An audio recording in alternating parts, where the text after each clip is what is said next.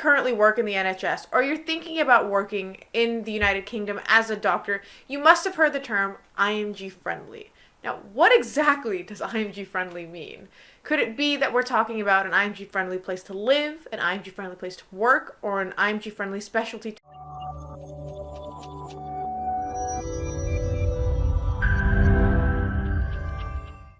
Hi everyone, my name is Ibreez and I currently work as a doctor in the NHS and I'm an IMG or an International Medical Graduate. Now, we get this question a lot about these IMG friendly things, so I thought it's really important that we sit here and discuss what exactly all of this means and what people are actually asking for when they talk about IMG friendly stuff.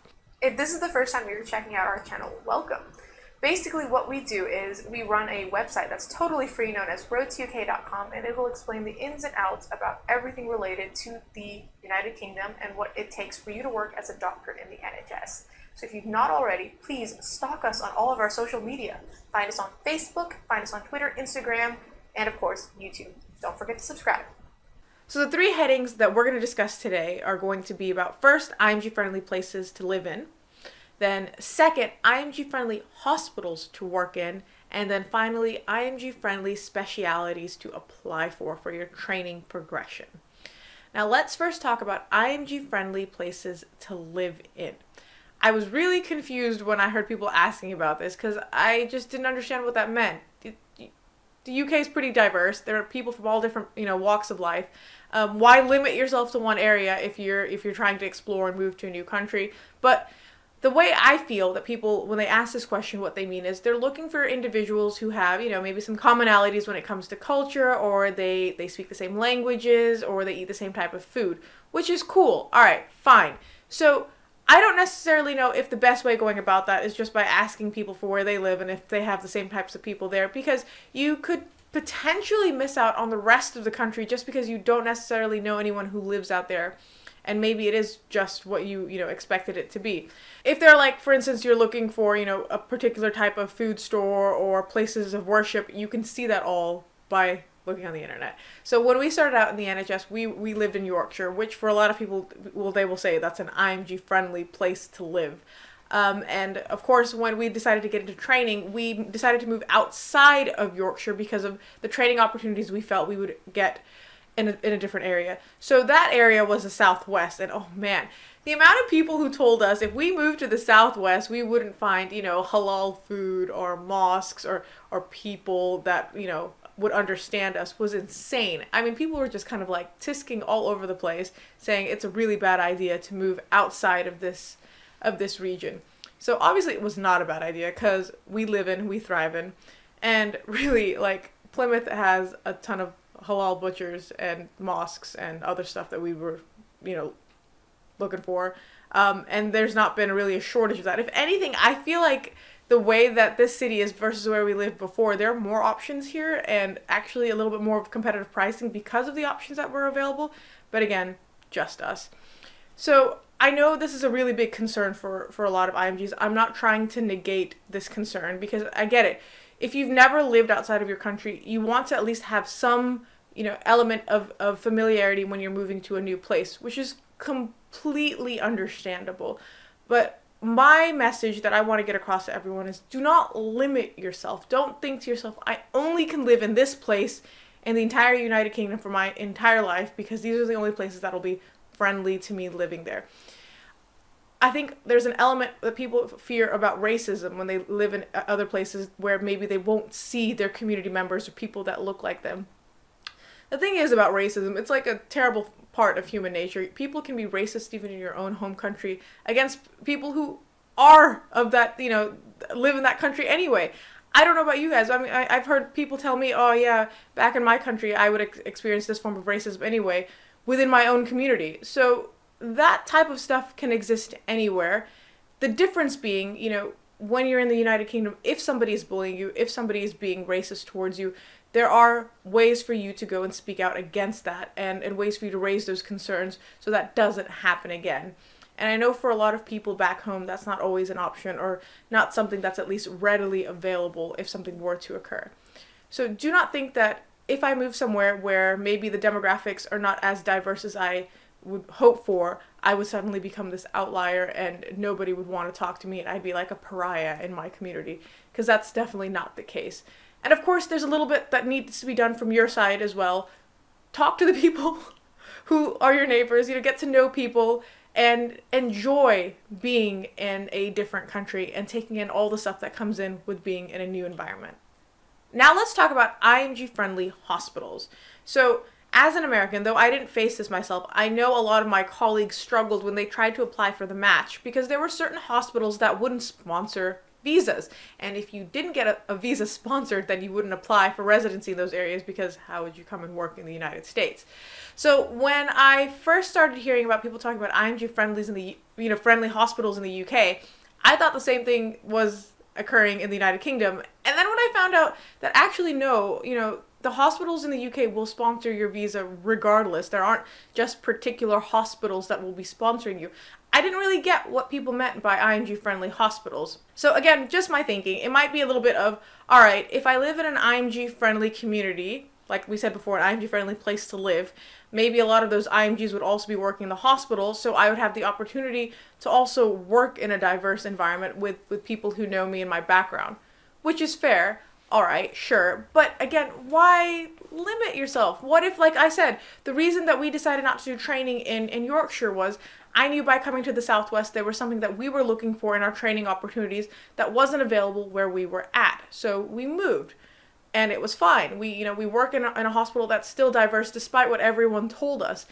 And it makes me think, well, if there was somebody out there who had that opportunity, who actually restricted themselves, who didn't go for that training option or perhaps that job out there because they were told, well, it's not going to be a really friendly place to work in the hospital, what do they actually miss out on? If any of you guys are concerned about, well, maybe they won't understand that I need to know things in a different way because I've never worked in the NHS before, or things about filling out your competencies forms, or how your portfolio actually reflects your experience from back home. Guys, they're post-grad medical centers, and they are supposed to know this stuff, and you can sit there and talk to them and explain to them, actually, this is what we're trying to do. I will say, yes, in the hospital that we're currently working at, we are trying to improve the induction process for international medical graduates, just because we feel like there are some extra things that they need to do or that they need to learn about when they start out. And it's been fine. It's been accepted. It's something that we're actually actively working with our hospital and the deanery with.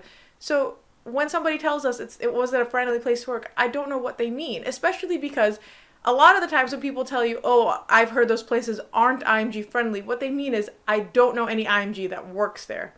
That doesn't make a place unfriendly just because you personally or someone you know doesn't know anyone that works there. I mean, we didn't know anyone who worked in the hospital that we currently worked at when we came down here, but it didn't take us long to make friends and find out there are actually a lot of people from a ton of different backgrounds. And if anything, that made things more exciting when you come to a workplace.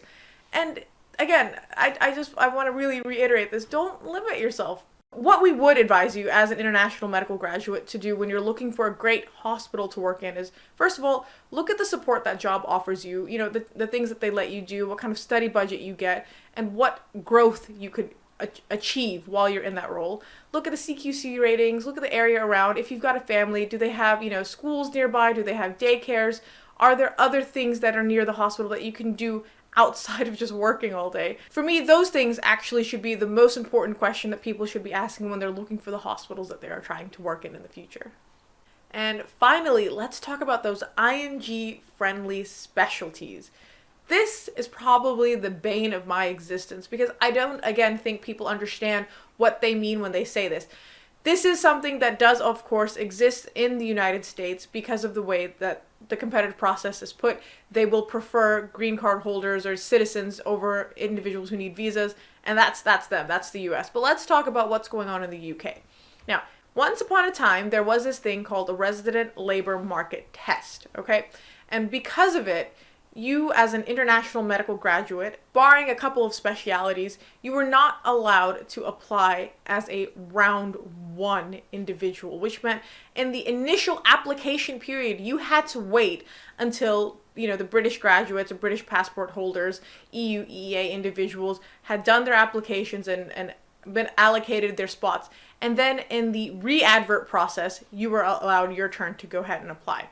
So in that sense, there were some specialities that you had to wait for that re-advert. The time that Ibrahim and I actually applied for internal medicine training, that regulation was still in place. We had to wait for the re-advert, but we still were able to get into internal medicine training. Now, it's been about 2 years that RLMT does not exist anymore, so there's nothing actually keeping you from applying for any specialty that you would want to apply for. So in reality, I mean, it wouldn't be a far stretch of the imagination to say that all specialities in the United Kingdom are IMG friendly for that particular reason. Everything that you put forth in your application is going to be merit-based. So long as you're fulfilling the person specifications and the job criteria, you can apply. No one is going to say, actually, we need to know about this individual's visa situation or what their nationality is before this application proceeds. You can go online and see the rubrics and see the breakdowns and understand what they're asking of you as an international medical graduate. And you can see that there's no reason that somebody else would get preference over you based on your origin. This video here actually by Ibrahim will go through the entire process of what these competencies and person specifications are. So really it is the least of your concerns. Now, before RLMT had been lifted, it doesn't mean that, again, that international medical graduates weren't getting jobs. As I said, Ibrahim and I got jobs in internal medicine training, which was a re-advert.